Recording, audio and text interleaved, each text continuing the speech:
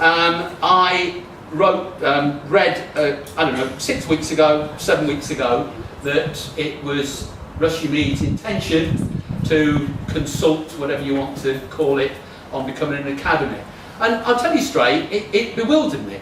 It confused me.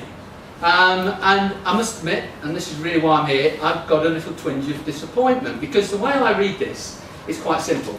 Rushey Mead is, always was in my time, it's gone on stronger, some people would argue better, it's developed its remit, it is a training school now. Without doubt, Rushey Mead is one of our premier schools in Leicester, without doubt. Whichever way you slice it. But let me say, and I'm not being sycophantic tonight, believe you me, I'll speak my mind. Maybe if this had been 3 or 4 years ago, I might have been thinking, is this local authority really getting its act together with regard to schools and education? But there's no doubt in my mind, over the last 3 or 4 years, this authority has got its act together. And I was smiling, even smirking, when I heard the Chief Inspector come on the radio, and he was roundly beating up seaside towns and the schools in those seaside towns. And he then said, if you want a good model of partnership, why don't you look at 1 or 2 examples? And the first example he gave was Leicester.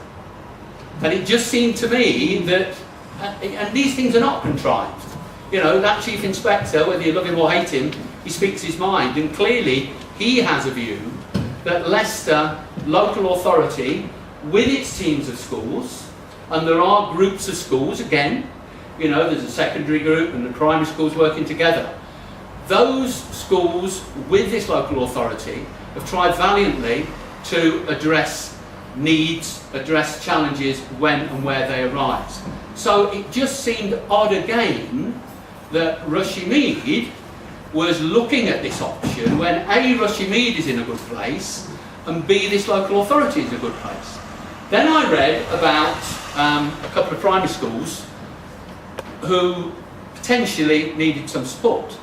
And again, Vi put out a letter which clarified everything. Yes, maybe at one time there was a thought that Rushey Mead was being thwarted in its desire to help some other schools, and therefore it seemed a bit odd to me, maybe I'm putting it in a bit of a harsh way, but why should one school who's already good and well organised become an academy to help a couple of other schools not become academies? And that also did. Anyway, that seems to have now been put on the back burner, and that is not seeming to be the reason. So I'm really saying 3 letters. W-H-Y. Why? Nobody yet is giving me an answer as to why Rushey Mead should need to go down this path. Just going to say 2 last things. I am concerned that it used to be, I think the word was turbulence, you know, when people started moving from one school to another. And I am really very concerned that the turbulence factor is now happening in this city. I just hope common sense prevails. The common sense for me would be let the parents, let the governors, let the pupils look at this in a measured way over this next month. Let's weigh the arguments, and then let's hope, and I'll declare my hand, that maybe people do see reason and they say, well, maybe at the time we know why we wanted to do it, but now what's the point? And the school would back off and we'd carry on.